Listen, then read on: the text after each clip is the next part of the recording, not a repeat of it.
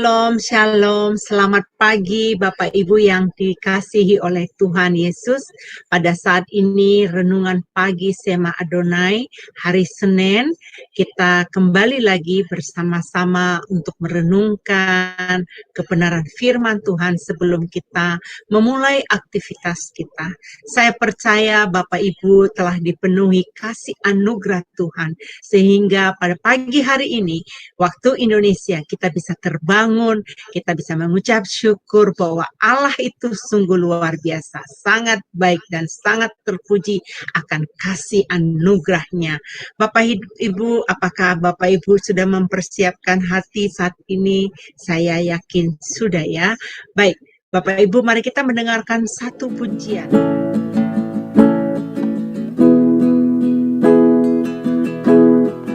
Allah Bapa Tuhan, dimuliakanlah nama-Mu. Allah Bapa Tuhan, dimuliakanlah nama-Mu.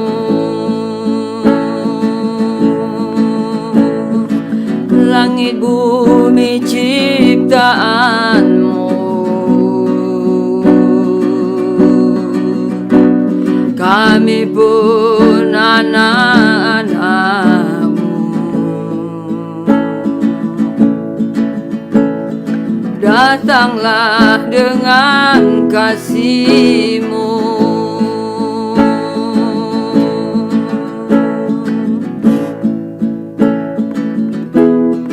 Yesus Kristus Tuhan, yang membawa keselamatan. Yesus Kristus Tuhan, yang membawa keselamatan.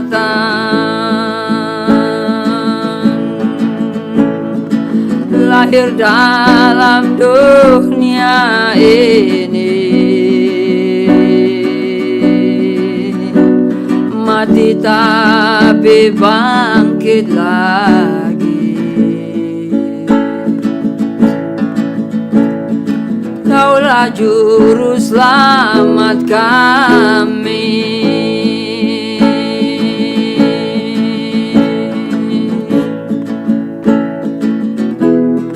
Ya Roh Kudus Tuhan,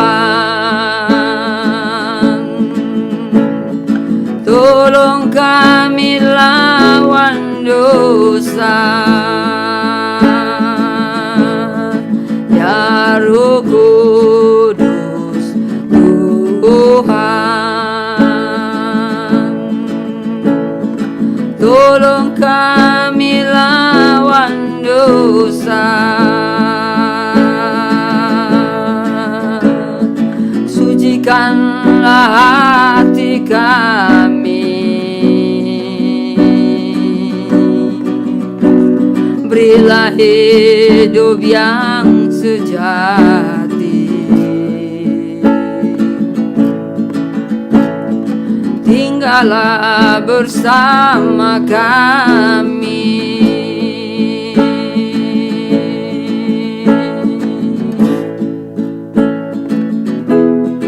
Allah kami yang esa,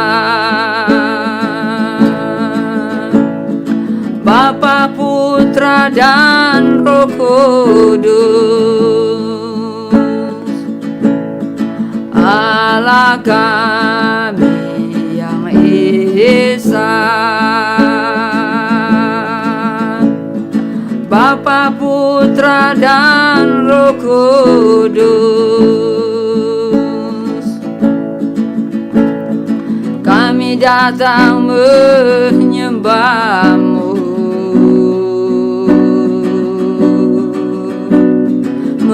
hancurkan kuasamu.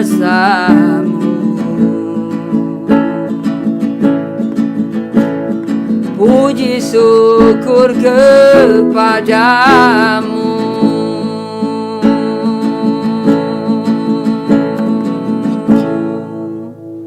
Penyerahan kita kepada Tuhan.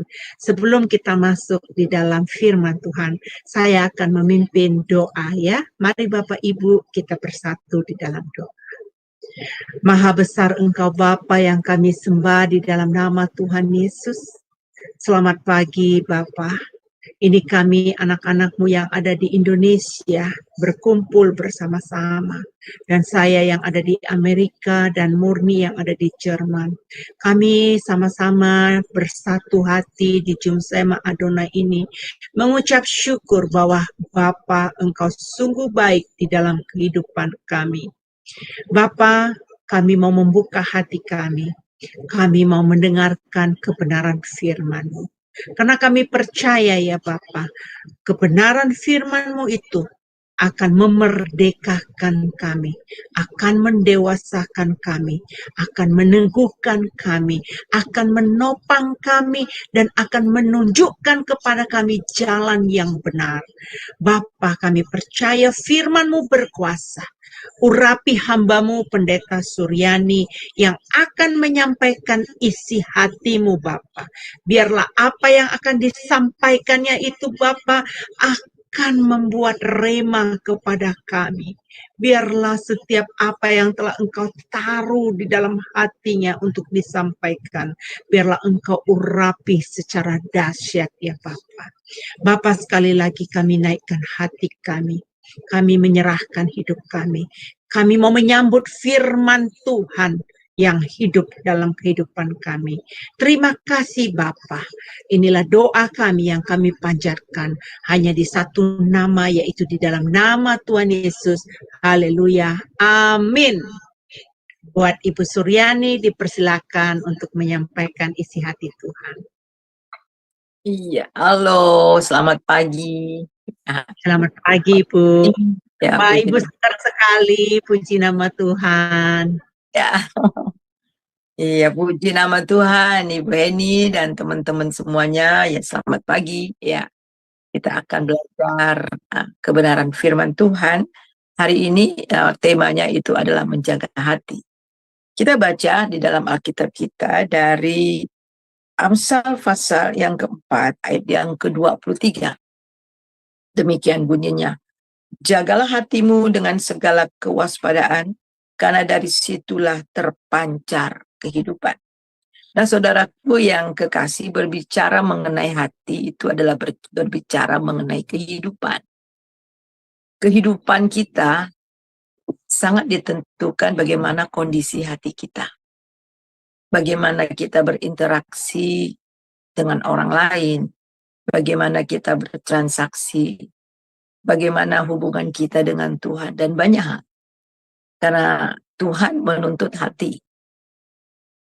Firman Tuhan juga mengatakan bahwa jangan lihat rupa, tetapi lihat hati. Orang melihat rupa, tetapi Tuhan melihat hati. Jadi saudara, kalau hati kita terang, maka terang juga jalan hidup kita. Tetapi kalau hati kita gelap, maka gelap juga jalan hidup kita. Oleh sebab itu, menjaga hati ini sangatlah penting sekali.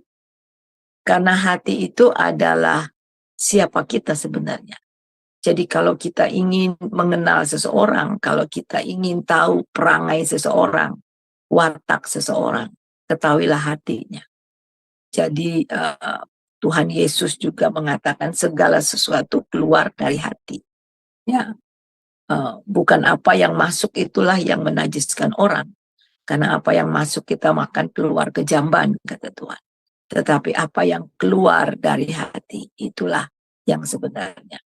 Oleh sebab itu firman Tuhan berkata kepada kita, jagalah hatimu.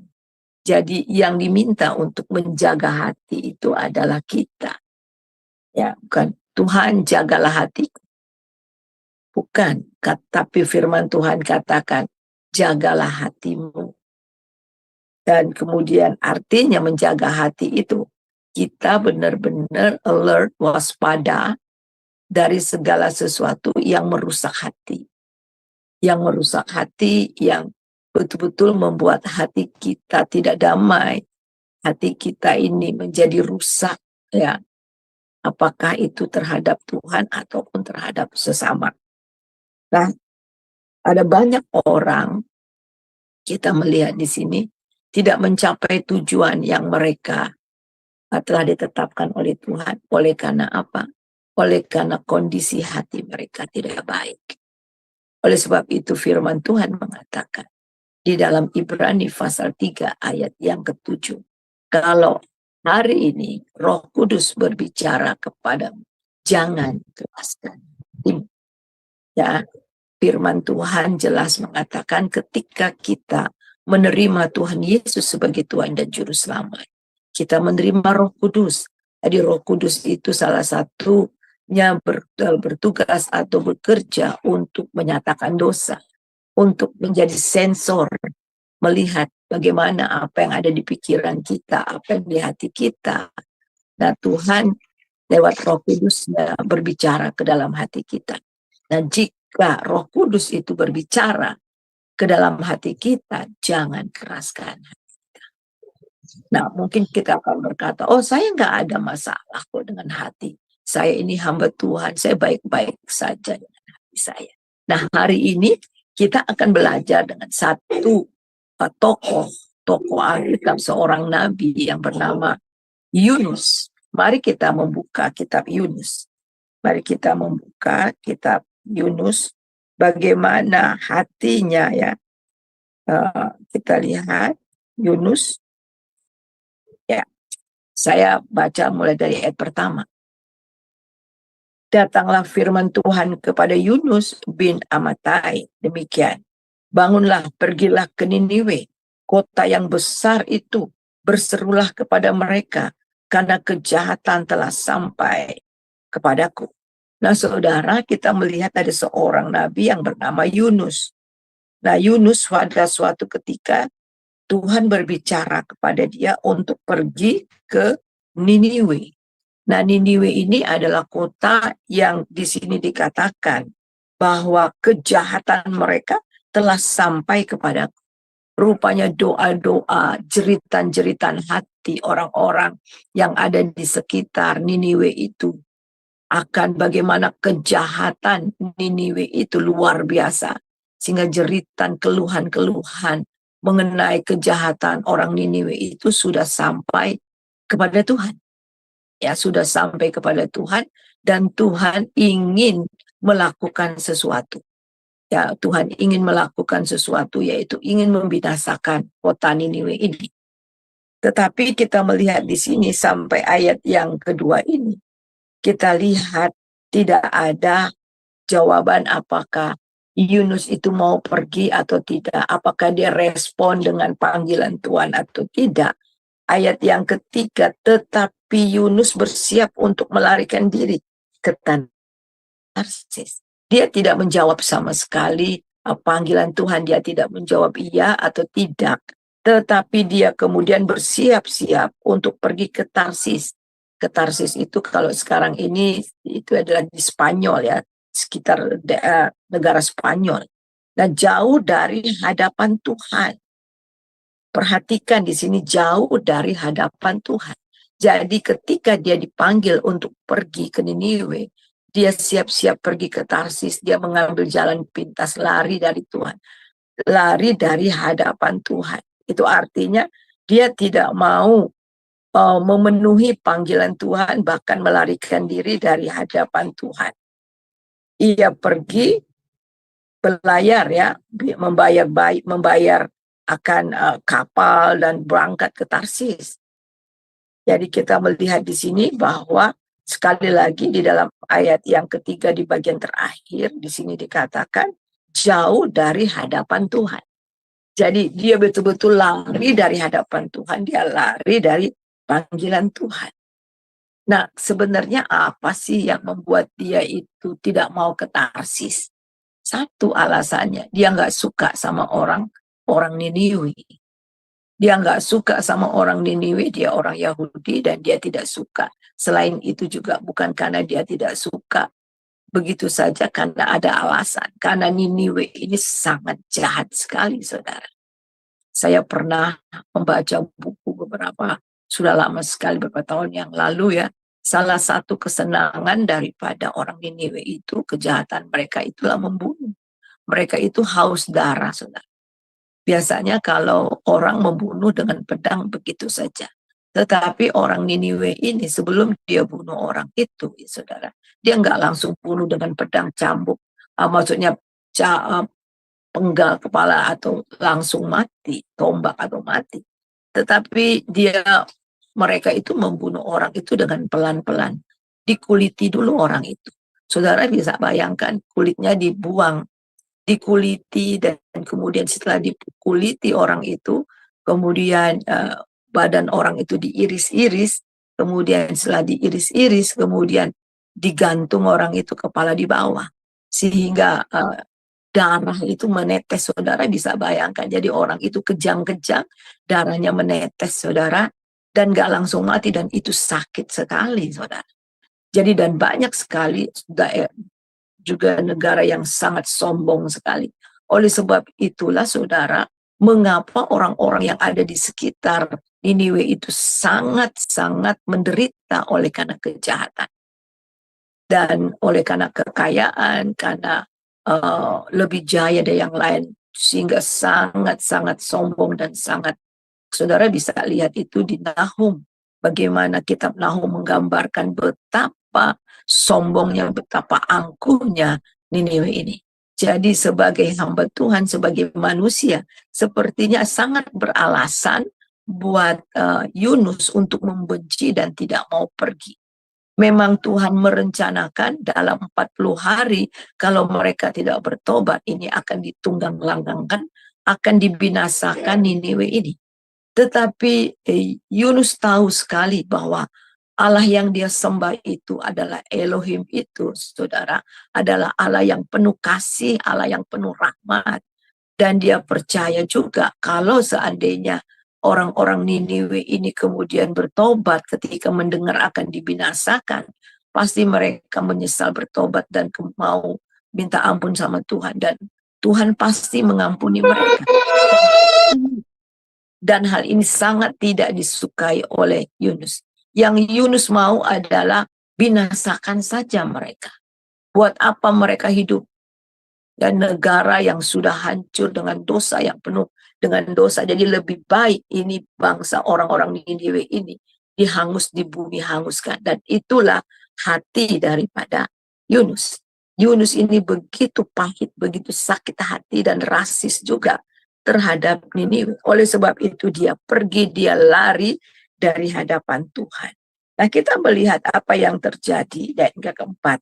Tetapi Tuhan menurunkan angin ribut. Lalu terjadilah badai besar sehingga kapal itu hampir-hampir terpukul, hancur. Awak kapal menjadi takut, masing-masing berteriak-teriak. Hampir terpukul, hancur. Allah kecil ya, dan mereka membuang ke dalam laut segala muatan kapal untuk meringankannya. Tetapi Yunus telah turun ke dalam kita lihat dalam ruang kapal yang paling bawah dan berbaring di situ, lalu tertidur nyenyak. Datanglah nahkoda mendapatkan sambil berkata, bagaimana mungkin engkau tidak tidur begitu nyenyak? Bangunlah, berserulah kepada Allah. Barang siapa Allah itu akan mengindahkan kita sehingga kita tidak binasa. Lalu berkatalah mereka satu sama yang lain, mari kita buang undi supaya kita mengetahui karena siapa kita ditimpa oleh malapetaka. Jadi Yunus pergi ke ruang bawah ya. Kemudian dia tidur nyenyak. Sementara orang sudah kelabakan, udah panik karena kapal hampir tenggelam, badai yang begitu luar biasa. Dan dia nyenyak sekali tidur. Tujuannya apa? Dia menghindar dari Allah. Saudara mau sembunyi kemanapun juga, mau lari kemanapun juga dari hadapan Tuhan. Gak bisa. Karena Allah kita itu adalah, Elohim itu adalah maha hadir. Dia adalah omnipresent. Kata Daud, kemana aku harus lari dari hadapanmu? Kalau aku pergi ke langit, kamu ada di situ. Kalau aku pergi ke dasar laut yang paling dalam, engkau ada di sana. Kalau aku pergi ke dunia orang mati, engkau ada di sana. Kalau ku katakan, hai gelap, tolong sembunyikan aku. Tiba-tiba gelap menjadi terang. Jadi kita tidak bisa lari dari hadapan Tuhan. Jadi Yunus pergi berusaha untuk lari dari hadapan Tuhan. Kemudian kita melihat di dalam ayat yang ke-9, akhirnya dia katakan, sahutnya kepada mereka, aku seorang Ibrani, aku takut akan Tuhan Allah yang empunya langit, yang telah menjadikan lautan dan daratan. Orang-orang itu menjadi sangat takut, lalu mereka berkata, apa yang engkau perbuat? Sebab orang-orang ini mengetahui bahwa ia melarikan diri jauh dari hadapan Tuhan. Jadi Yunus sudah katakan dia lari dari hadapan Tuhan. Lalu kata Yunus katakan, buang aja aku ke laut. Tapi mereka nggak mau buang Yunus ke laut, ya. Nggak mau buang Yunus ke laut. Dan akhirnya mereka tetap terus berusaha buang semua muatan dalam kapal, dan akhirnya terpaksa tidak mau, karena kalau tidak mereka akan mati di laut. Maka kemudian ayat yang ke-15, kemudian mereka mengangkat Yunus dan mencampakkan dia ke laut. Lalu laut itu berhenti. Orang-orang itu menjadi takut kepada Tuhan dan mempersembahkan korban sembelihan bagi Tuhan, serta mengikrarkan najar. Wah, luar biasa. Walaupun Yunus ini saudara sudah lari daripada Tuhan, tetapi karena orang-orang yang tidak takut Tuhan ini, orang-orang yang tidak mengenal Tuhan, melihat betapa dahsyatnya Elohim itu, betapa dahsyatnya Allah daripada Yunus, yang membuat Yunus tidak bisa lari kemanapun, mau lari kemanapun Tuhan kejar, dan Tuhan membuat yang menciptakan langit dan bumi itu dengan badai yang luar biasa. Mereka melihat dengan mata kepala mereka betapa dahsyatnya Allah itu. Sehingga setelah dibuang ke laut dan akhirnya betul-betul laut itu menjadi teduh dan tenang. Dan mereka bertobat ternyata dari kisah ini, saudara. Jadi ternyata saudara, orang-orang yang di kapal itu bertobat bukan karena Yunus, tetapi karena Tuhan sendiri menyatakan kuasanya, karena anugerah, dan mereka langsung mempersembahkan korban kepada Tuhan dan bernazar kepada Tuhan. Wow, luar biasa. Bernazar berarti ada ungkapan dalam mulut mereka untuk percaya kepada Tuhan. Jadi kita lihat di sini, tetapi Tuhan datang mengutus seekor ikan yang besar, ya, dan menelan Yunus, itu ikan paus, ya, dan tinggal di perut ikan 3 hari 3 malam lamanya. Jadi perut ikan yang punya ruangan yang besar di perutnya itu, dan saya pernah juga baca ada beberapa ditemukan ada manusia di dalam perut ikan, ya, karena ketika kapal karam atau sedang melakukan sesuatu ditelan ikan. Nah, saudaraku yang kekasih, kita melihat di sini ketika dia di perut ikan, apa yang dia mulai berteriak kepada Tuhan. Kemudian di pasal yang kedua kita melihat bagaimana Yunus berdoa pada Tuhan Allahnya di dalam perut ikan itu. Katanya, dalam kesusahan aku berseru kepada Tuhan dan ia menjawab aku di tengah-tengah dunia orang mati. Aku berteriak dan ku dengarkan suaraku.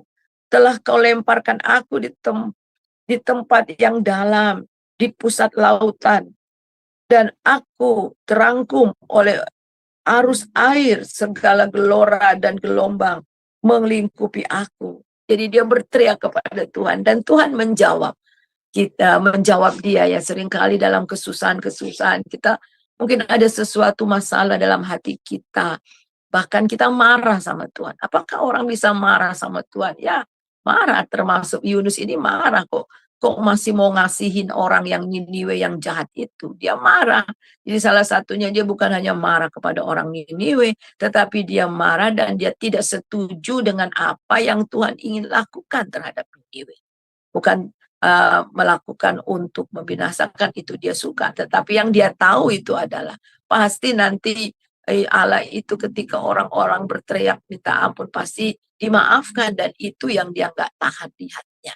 Sebab itu dia berteriak kepada Tuhan, dan Tuhan kemudian menjawab luar biasa. Saudara, di dalam ayat yang ke-9 kita lengkap, ayat yang ke-7 ya, ayat yang ke-7 dikatakan, ketika jiwaku letih lesu di dalam aku, teringatlah aku kepada Tuhan, dan sampailah doaku kepadamu ke dalam bait-Mu yang kudus. Saudara, jiwa letih lesu, saudara, bebannya berat sekali. Ketika kita berusaha untuk menjauh dari Tuhan, saudara, justru jiwa kita menjadi letih dan lesu, saudara. Jiwa kita ini nggak bisa jauh daripada Tuhan. Sebab itu Daud mengatakan bahwa hanya dekat dengan Allah saja jiwaku tenang. Jiwa kita bisa tenang, jiwa kita bisa tentram, kita bisa beristirahat secara tenang, damai, itu karena kita dekat dengan Tuhan. Tetapi Yunus berusaha menjauh daripada Tuhan. Itulah akhirnya dia tidak mendapatkan ketenangan. Mungkin dia tidur nyenyak, tetapi jiwanya enggak nyaman, saudara. Dia tahu sedang memberontak kepada Tuhan. Dan dia berteriak kepada Tuhan, ayat yang ke-10, ayat yang ke-9 tadi. Apa yang kunazarkan akan kubayar.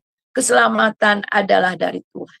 Akhirnya dia katakan, Tuhan, dulu mungkin sebelum saya terlibat dalam pelayanan menjadi nabi, saya pernah menajar kemanapun Tuhan utus saya pergi. Kepada siapapun orang yang akan saya utus, saya pergi. Tetapi sorry ya Tuhan, bangsa lain bolehlah, tapi suku ini maaf ya Tuhan, saya suka sama suku ini. Saya nggak suka sama orang ini ya Tuhan. Saya nggak suka sama bangsa ini ya Tuhan. Mereka itu bla bla bla bla. Dan banyak alasan-alasan bagi kita ya saudara, membenci, rasis ya, rasis kepada satu suku, pada satu bangsa. Kita nggak suka, kita menganggap suku ini, bangsa ini adalah bangsa yang jelek, bangsa yang tidak pantas dikasihani dan sebagainya. Dan memang beralasan apa yang Yunus katakan, karena keluhan-keluhan kejahatan daripada orang Niniwe itu sudah sampai kepada Allah. Dan kemudian dia katakan, aku akan bayar Tuhan. Okelah Tuhan, aku akan bayar, aku akan pergi Tuhan. Dan di dalam perut ikan itulah dia dealing dengan Tuhan. Dia dealing dengan Tuhan. Dia berurusan dengan Tuhan dengan hatinya, saudara. Apa yang dia uruskan itu hatinya. Hatinya yang rusak, hatinya yang sudah dengan kepahitan, hatinya yang memberontak kepada Tuhan. Kepahitan bisa mendatangkan pemberontakan, saudara. Kalau kita pahit dan akhirnya kita sudah tidak lagi mau mendengar apa kata firman Tuhan. Dia bereskan hatinya. Justru di dalam ruangan perut ikan itu yang gelap itu, hanya dia dan Tuhan. Tuhan berurusan pribadi dengan pribadi. Berapa kali dalam pengalaman hidup saya sering mengalami hal itu, saudara. Ketika hati saya sudah tidak beres dan banyak hal-hal sampah yang saya biarkan, saudara, sehingga hidup saya jadi kacau, hidup saya menjadi tidak tentram. Tetapi di ruang kamar sendiri Tuhan berurusan dengan saya. Tuhan menampakkan bagaimana dosanya saya. Hati saya ini jahat banget. Sampai saya bilang, Tuhan, jahat banget hatiku Tuhan. Aduh Tuhan, kok saya begini ya hati saya ini ya Tuhan. Oh Tuhan, kenapa saya hati seperti ini? Tuhan ampuni saya, sucikan hati saya, kondisi hati saya yang jahat ini. Dan Tuhan menampakkan bagaimana kasih karunia-Nya. Tuhan inilah, karena dia mengasihi kita, dia ingin supaya hati kita tetap right before Him, tetap baik di hadapannya. Dan dia dealing, dan setelah dia dealing, okelah Tuhan, aku menyerah, aku mau datang ke Niniwe. Dan akhirnya Tuhan memuntahkan dia 3 hari perjalanan, ada di dalam perut ikan, dan akhirnya 3 hari dia berurusan dengan Tuhan. Dia berdealing dengan Tuhan mengenai hatinya. Dan akhirnya Tuhan kemudian memuntahkan dia di Niniwe. Kita melihat dari pasal yang ketiga, datanglah firman Tuhan kepada Yunus untuk kedua kalinya demikian. Bangunlah, pergilah ke Niniwe, kota yang besar itu. Sampaikan kepadanya seruan kau kufirmankan kepadamu, bersiaplah Yunus lalu pergi ke Niniwe sesuai dengan firman Tuhan. Niniwe adalah sebuah kota yang mengagumkan. Jadi kota yang mengagumkan.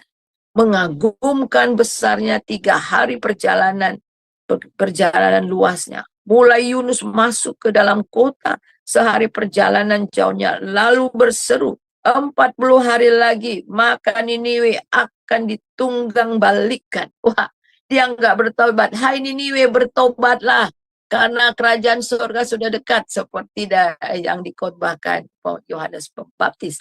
Atau hai orang Niniwe, datanglah, berbaliklah kepada Tuhan. Dia langsung kepada poinnya. Ayo kamu, 40 hari lagi ini kota akan dihanguskan, akan ditunggang balikan.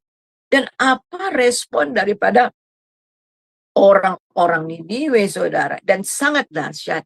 Di luar dari dugaan daripada Yunus, ternyata orang-orang Niniwe di dalam ayat yang kelima, kita lihat percaya kepada Allah. Wow, luar biasa, saudara. Percaya kepada Tuhan. Wow, luar biasa, saudara. Satu kota, seluruh Niniwe percaya kepada Tuhan. Bukankah itu dahsyat? Ya, bukankah itu dahsyat? Allah kita itu dahsyat banget, luar biasa banget. Saudara, kalau saya sebagai hamba Tuhan, jangankan satu kota, satu orang aja bertobat, saya sudah sukacitanya luar biasa. Dan malaikat-malaikat di sorga itu bersukacita karena satu orang bertobat. Tetapi kita melihat bagaimana kita lihat, mulai Yesus masuk ke dalam kota sehari, dan kemudian ayat 5 orang-orang Niniwe percaya, lalu mereka mengumumkan puasa, dan mereka baik orang dewasa maupun anak-anak mengenakan kain kabung. Setelah sampai kabar itu kepada Raja Niniwe, turunlah dari sana, singgah sana, ditinggalkannya jubahnya, diselubungkannya dengan kain kabung, lalu duduk di abu.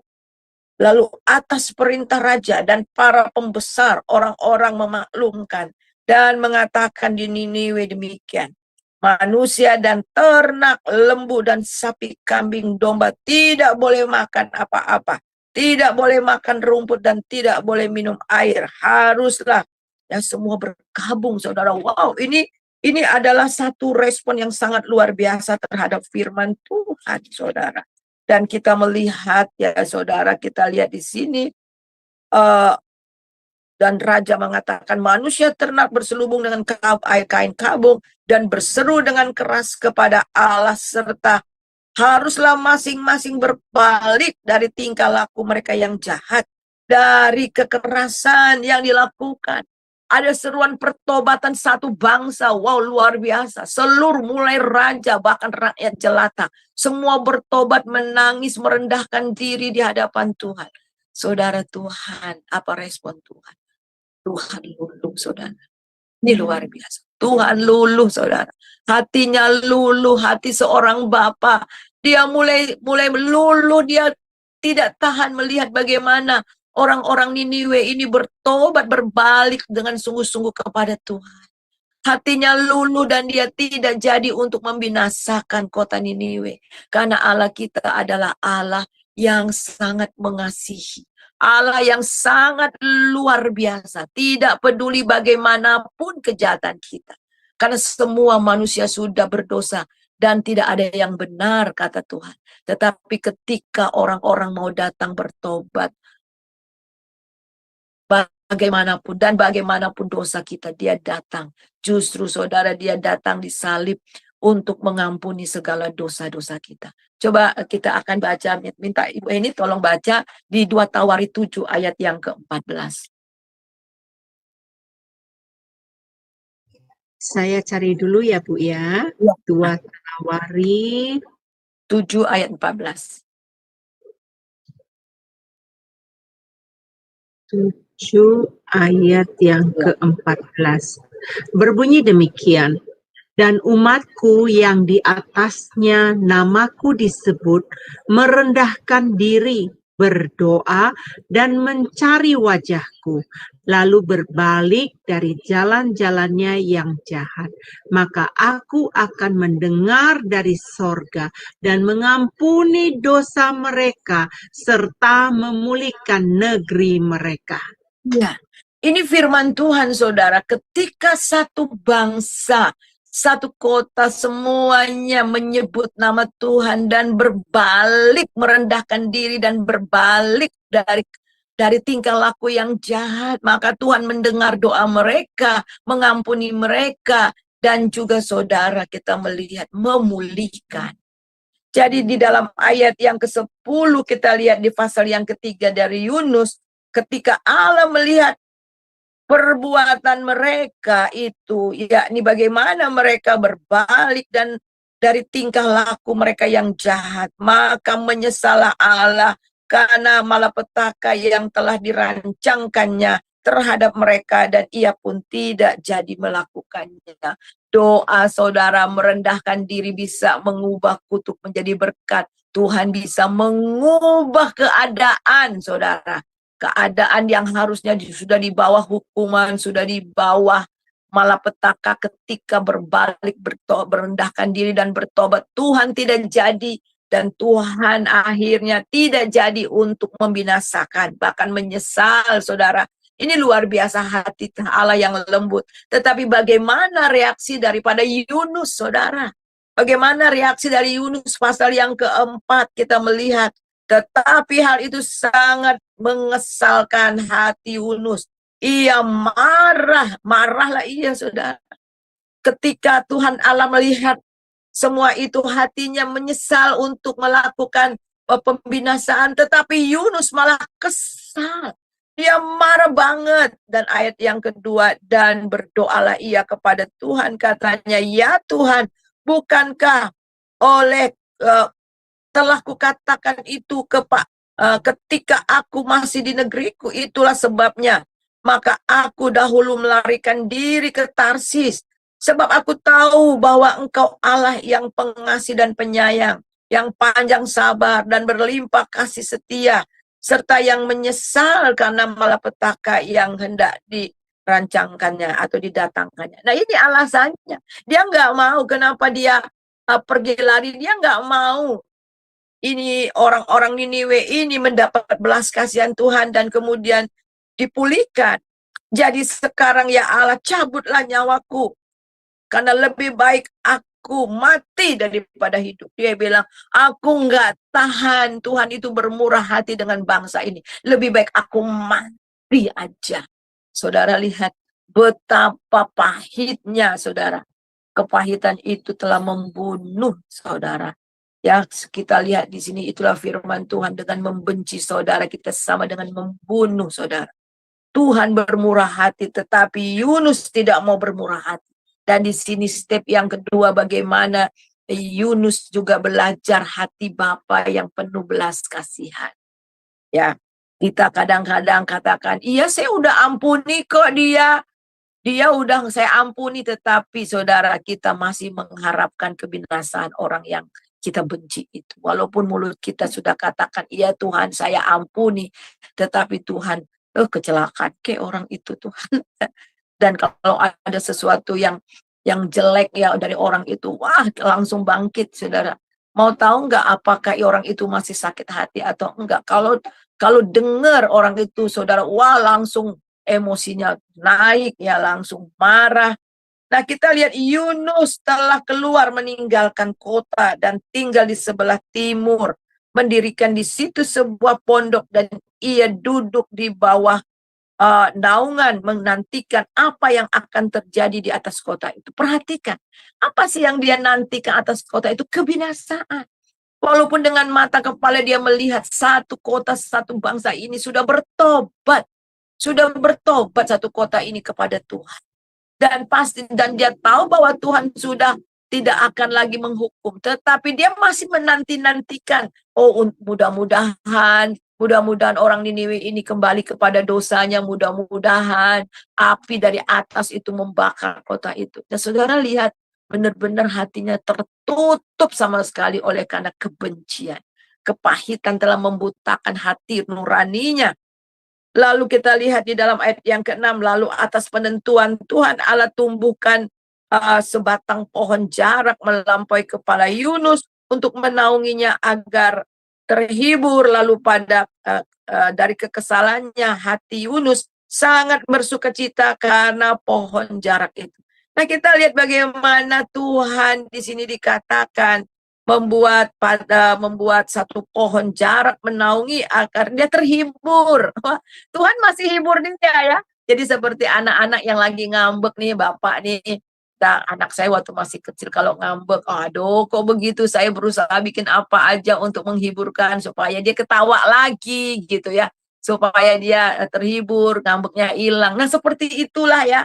Bapak memperlakukan Yunus menghibur saudara. Ini luar biasa.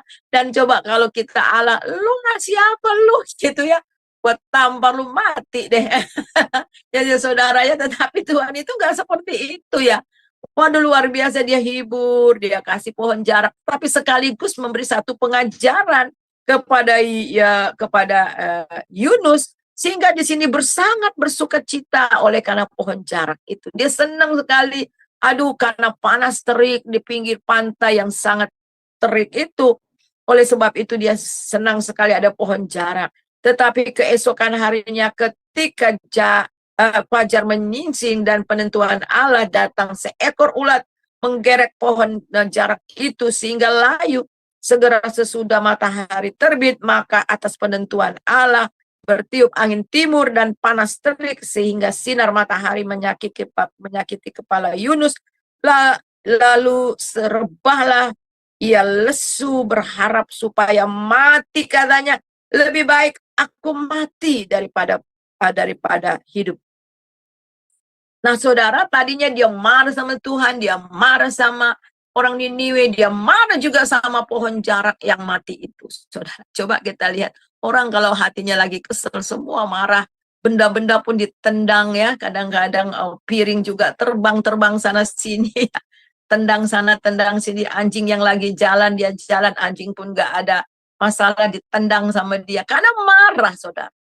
Dia bilang, lebih baik aku mati daripada aku hidup. Dan saudara, apa yang jadi, saudara? Tuhan bilang, berfirman ayat 9, berfirmanlah Allah kepada Yunus, layakkah engkau marah karena pohon jarak itu? Kamu layak marah sama pohon jarak itu? Dia marah sama pohon jarak ini. Pokoknya kalau orang marah itu selalu mau cari kambing hitam, saudara. Cari kambing hitam untuk dipersalahkan, untuk melampiaskan amarahnya. Itulah, ya, itu hati, saudara. Nanti minggu depan kita akan belajar lagi bagaimana kalau hati itu nggak segera dibereskan. Itu akan terus meningkat, dan meningkat kejahatan hati itu.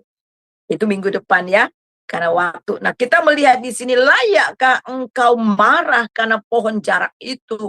Jawabnya, selayaknya aku marah sampai mati. Waduh, itu luar biasa nih Yunus. Selayaknya aku marah sampai mati. Jadi, ya, saudara, dengan kegeramannya ya.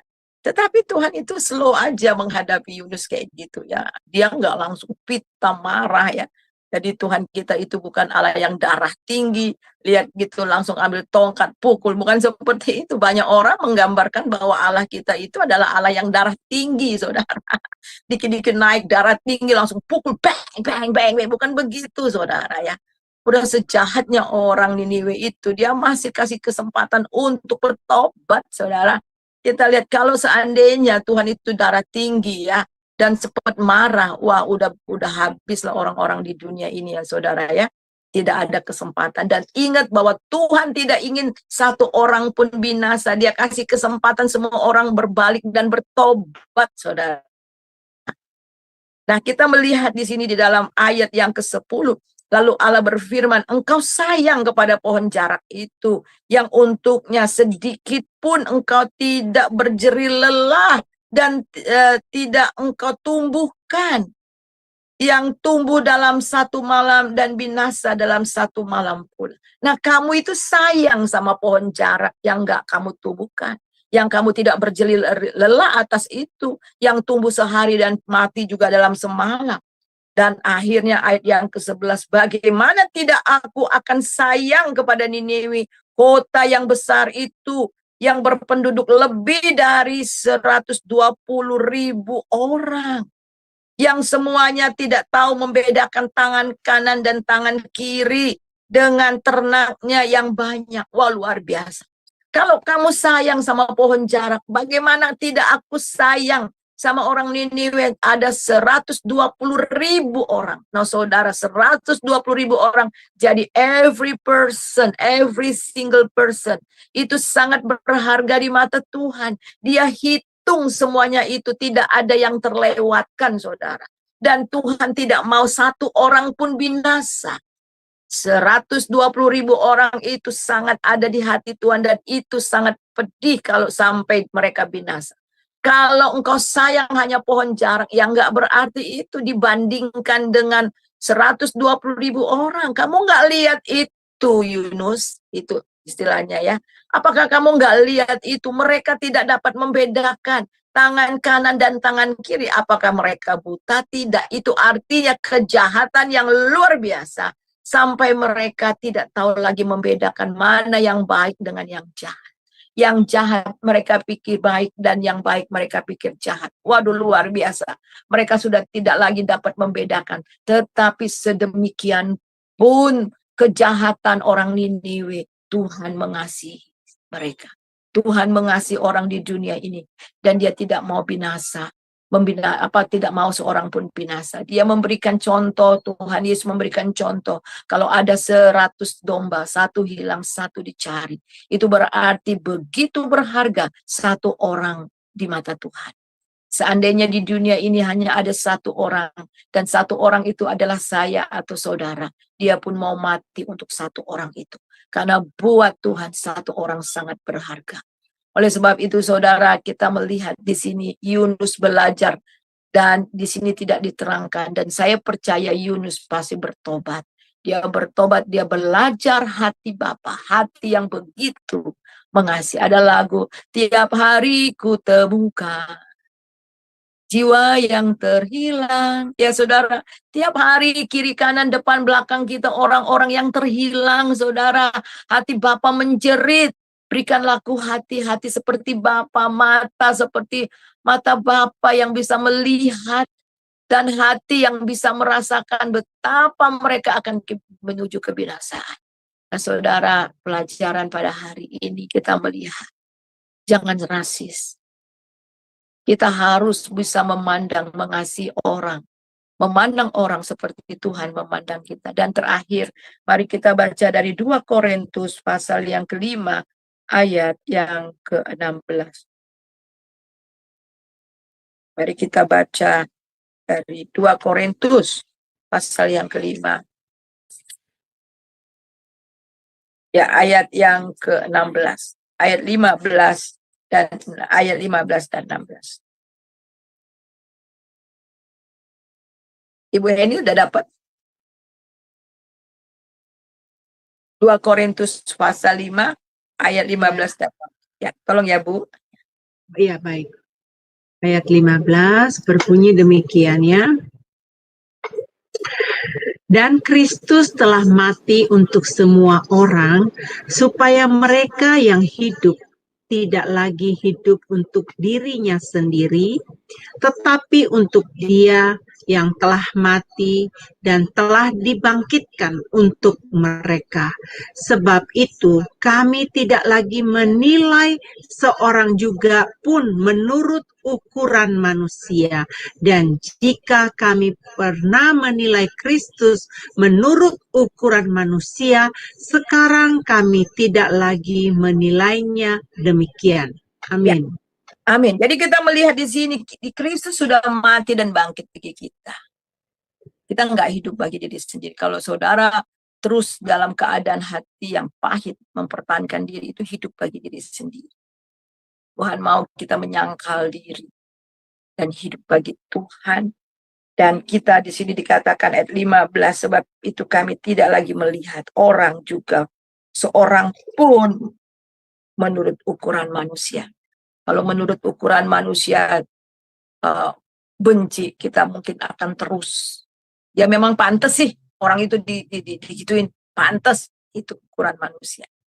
Tapi kita melihat apa yang dilihat oleh Tuhan, mengasihi apa yang dikasih oleh Tuhan, jaga hati supaya Tuhan terus bisa memakai kita. Mari kita satu dalam doa. Terima kasih Tuhan untuk firman-Mu pada pagi ini. Biarlah apa yang kami dengar, kami boleh melihat keadaan kondisi hati kami. Lihatlah hati kami Tuhan.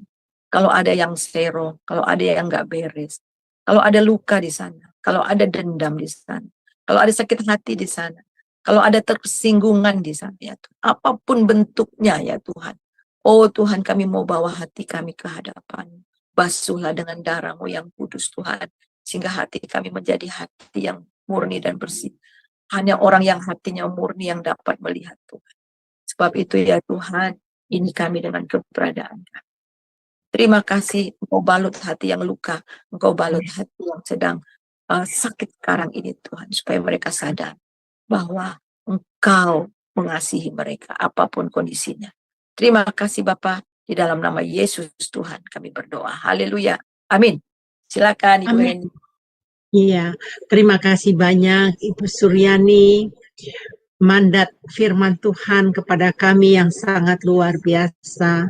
Ayat awalnya tadi disampaikan Ibu Suryani adalah Amsal 4 ayat 23 adalah ayat favorit saya. Mungkin juga ayat favorit saudara juga ya. Yang berbunyi, jagalah hatimu dengan segala kewaspadaan. Ya, karena dari situlah terpancar kehidupan. Hafal ayat itu saudara. Selalu ucapkan supaya kita bisa menjaga hati kita. Hari ini Ibu Suryani membawa kita dengan sudut pandang yang lain. Menjaga hati dari perintah Allah. Allah menyuruh kita untuk menjaga hati kita dari berbagai segi. Hari ini kita diperkaya untuk hikmat-hikmat yang dari Tuhan. Allah kita sangat luar biasa ya. Saya kagum dan bangga kepada Allah bahwa Allah kita itu yang memenuhi segala hasrat hati kita. Ya, puji nama Tuhan. Baik Bapak Ibu yang terkasih, sebentar kita akan mengakhiri ya renungan pagi Sema Adonai, pengumuman bagi saudara-saudara yang terkasih di dalam Tuhan. Besok ya kita akan bertemu kembali dengan topik dan hamba Tuhan yang berbeda, karena Sema Adonai 6 hari dalam 1 minggu, hari Senin sampai Sabtu jam 5.30 kita mengadakan renungan pagi. Ajak saudara, ajak teman-temannya untuk sama-sama bisa diberkati di Zoom Sema Adonai. Baik Bapak Ibu, kita akan mendengarkan pujian yang kedua. Lagu yang kedua ini dibawakan oleh saudara saya Murni Brandes dari Jerman yang berkata, jangan lelah. Mari dipersilakan.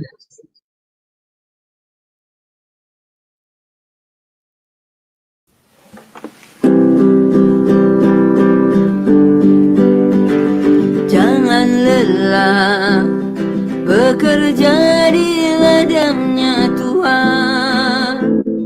Roh Kudus yang memberi kekuatan, yang mengajar dan menopang.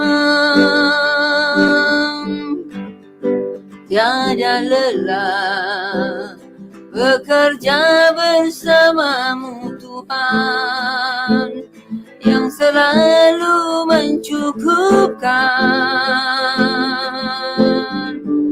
akan segalanya. Ratakan tanah bergelombang, timbullah tanah yang berlubang,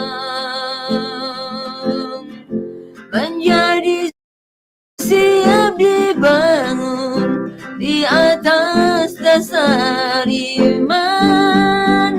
Ratakan tanah bergelombang, timbullah tanah yang berlubang, menjadi siap dibangun di atas dasar iman.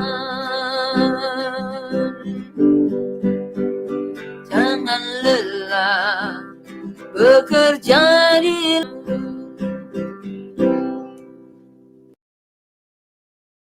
Amin, amin. Pujian yang sangat indah ya, sangat luar biasa. Hari ini kita mendapatkan makanan yang sehat dan juga pujian penyembahan yang sangat membangun iman kita.